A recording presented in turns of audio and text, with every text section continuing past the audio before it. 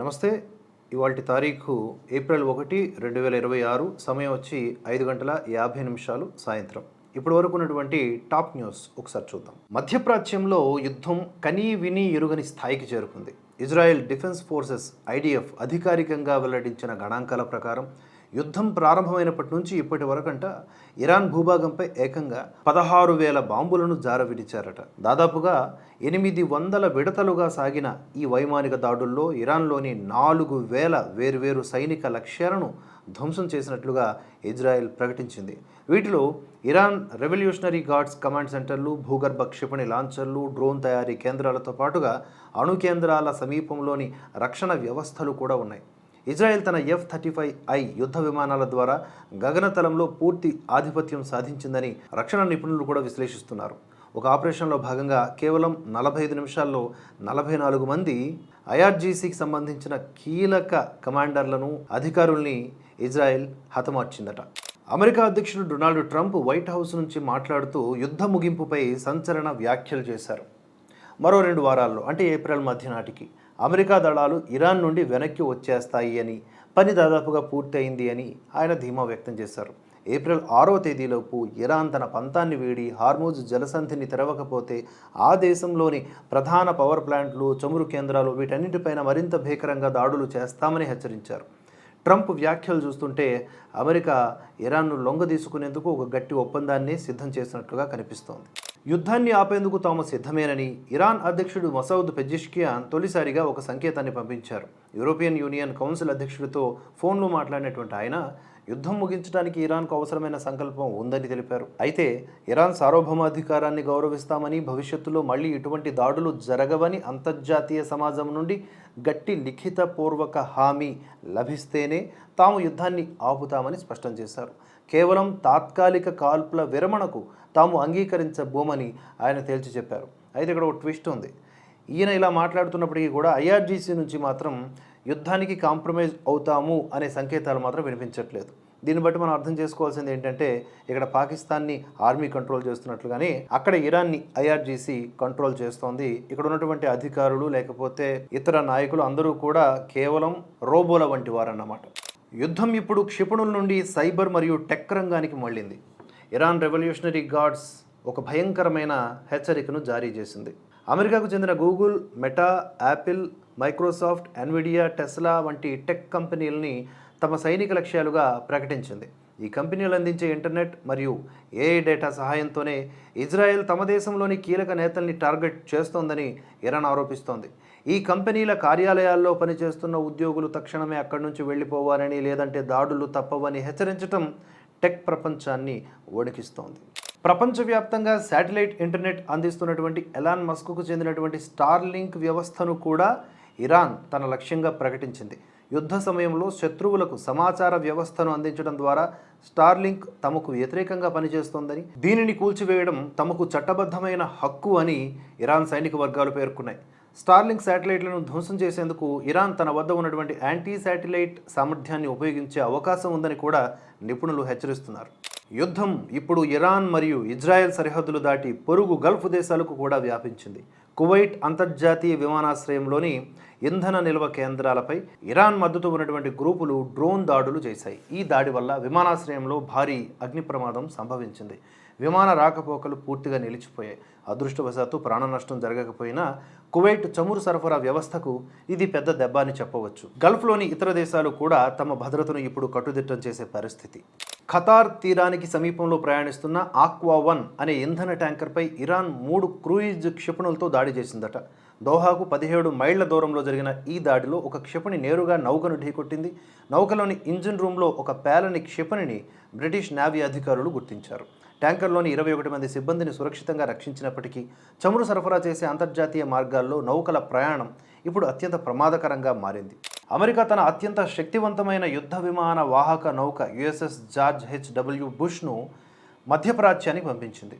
5,000 మంది సైనికులు మరియు 9 యుద్ధ విమాన స్క్వాడ్రన్లతో కూడినటువంటి ఈ భారీ నౌక రంగంలోకి దిగితే ఇరాన్ గగనతల రక్షణ వ్యవస్థల్ని పూర్తిగా ధ్వంసం చేసే అవకాశం ఉంది అంటున్నారు. ఇప్పటికే అక్కడ ఉన్న USS అబ్రహం లింకన్తో ఈ నౌక చేరడం వల్ల అమెరికా తన సైనిక శక్తిని గరిష్ట స్థాయికి పెంచినట్లయింది.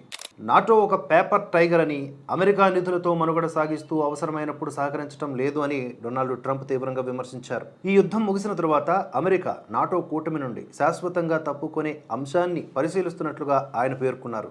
యూరప్ దేశాలు తమ రక్షణ కోసం అమెరికాపై ఆధారపడడం మాని స్వంతంగా నిధులు సమకూర్చుకోవాలని హితవు కూడా పలికారు. యుద్ధం ముగింపు దశకు చేరుకుందనే వార్తలు ప్రపంచ స్టాక్ మార్కెట్లకు కొంత ఊపిరిపోసాయని చెప్పొచ్చు. అంతర్జాతీయ మార్కెట్లో చమురు ధరలు బ్యారెల్కు $100 కంటే తక్కువగా ఉండడంతో అమెరికాలో వడ్డీ రేట్లు కూడా తగ్గుతాయని ఇన్వెస్టర్లు భావిస్తున్నారట. దీనివల్ల భారతీయ స్టాక్ మార్కెట్లు కూడా వచ్చే రోజుల్లో లాభాల్లో పయనించే అవకాశం ఉంది. అమెరికాలోని వేలాది కంపెనీలు వాడుతున్న యాక్సియో NPM అనే సాఫ్ట్వేర్లో ఉత్తర కొరియా హ్యాకర్లు బగ్ను చూపించారట. దీని ద్వారా దాదాపుగా 2000 కంపెనీల రహస్య సమాచారాన్ని హ్యాకర్లు దొంగలించే అవకాశం ఉంది. తన అణు కార్యక్రమాల కోసం నిధుల సేకరణే లక్ష్యంగా ఉత్తర కొరియా ఇలాంటి దాడులకు పాల్పడుతోందని సైబర్ సెక్యూరిటీ నిపుణులు హెచ్చరిస్తున్నారు. యుద్ధ తీవ్రత నేపథ్యంలో యునైటెడ్ అరబ్ ఎమిరేట్స్ ప్రభుత్వం ఇరాన్ పౌరుల ప్రవేశం మరియు ట్రాన్సిట్పై కఠినమైన ఆంక్షలు విధించింది. ఎమిరేట్స్ మరియు ఎతిహాద్ వంటి విమానయాన సంస్థలు ఇరాన్ సర్వీసుల్ని నిలిపివేశాయి. భద్రతా కారణాల దృష్ట్యా ఈ నిర్ణయం తీసుకుంటున్నట్లుగా దుబాయ్ అధికారులు ప్రకటించారు. దశాబ్దాలుగా అమెరికా ఆంక్షలు విధిస్తున్న ఇరాన్ ఆర్థిక వ్యవస్థ ఎలా నిలబడుతుందనే అంశంపై ఇప్పుడు విశ్లేషణ జరుగుతోంది. చైనాకు భారీ డిస్కౌంట్లతో చమురు విక్రయించడం, క్రిప్టో కరెన్సీ మైనింగ్ మరియు పొరుగు దేశాలతో వస్తు మార్పిడి, ఇటువంటి వాటి ద్వారా ఇరాన్ తన అవసరాలను తీర్చుకుంటోందట. డాలర్తో సంబంధం లేకుండా సాగుతున్న ఈ రెసిస్టెన్స్ ఎకానమీ ఆ దేశానికి ప్రస్తుతం ఒక తాత్కాలిక రక్షణను ఇస్తోంది.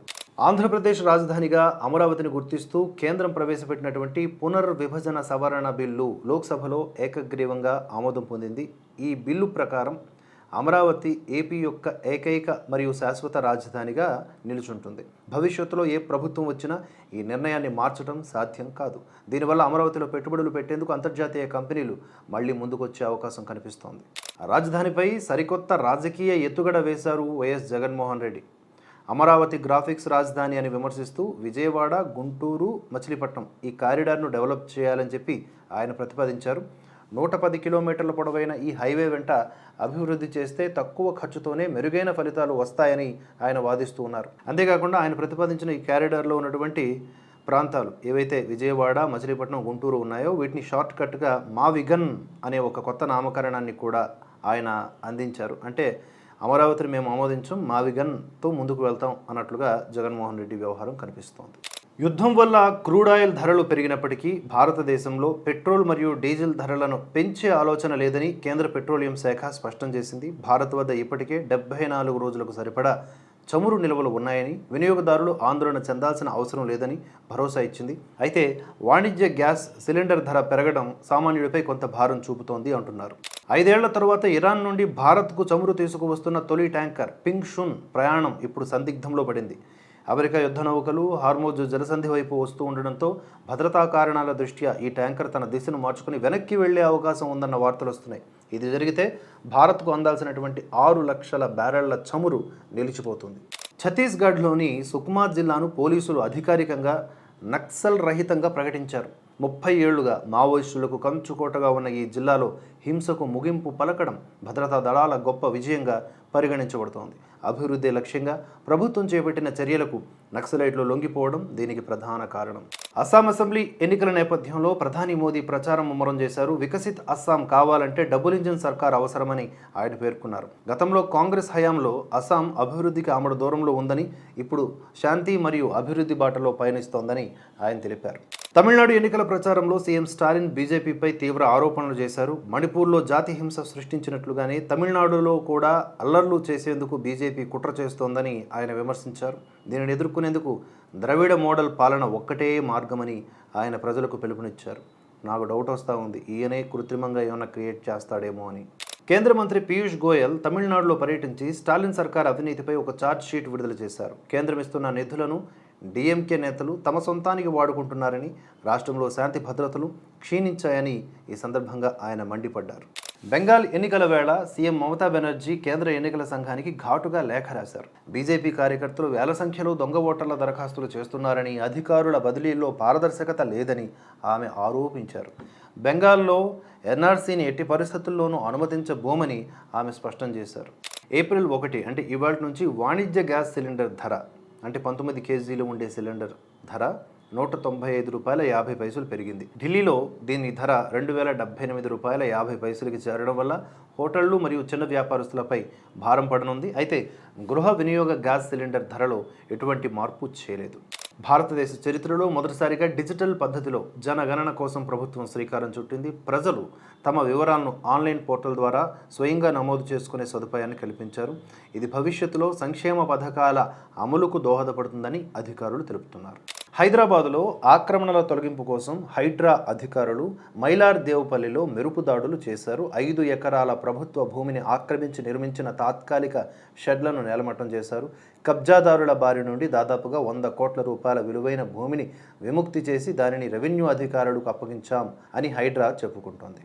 గ్లోబల్ ఐటీ సంస్థ ఒరాకిల్ తన ఉద్యోగులకు లే ఆఫ్ షాక్ ఇచ్చింది. దాదాపుగా 12,000 మందిని తొలగిస్తున్నట్లుగా ప్రకటించడంతో బెంగళూరు మరియు హైదరాబాద్ ఐటీ ఉద్యోగుల్లో గుబులు మొదలైంది.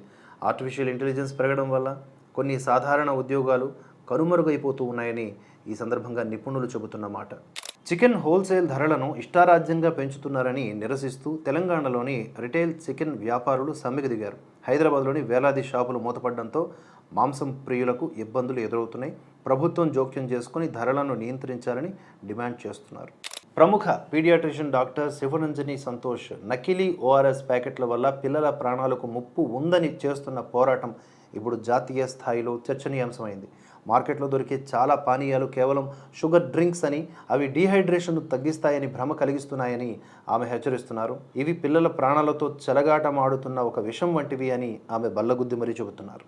అమెరికా రాయబారి ఎరిక్ గార్సెట్టి మాట్లాడుతూ అధ్యక్షుడు ట్రంప్ భారత్ పట్ల అత్యంత సానుకూలంగా ఉన్నారని తెలిపారు. రక్షణ మరియు టెక్నాలజీ రంగాల్లో ఇరు దేశాల మధ్య ఒప్పందాలు చారిత్రాత్మకమని, భవిష్యత్తులో ఈ బంధం మరింత పటిష్టం అవుతుందని ఆయన ఆశాభావం వ్యక్తం చేశారు.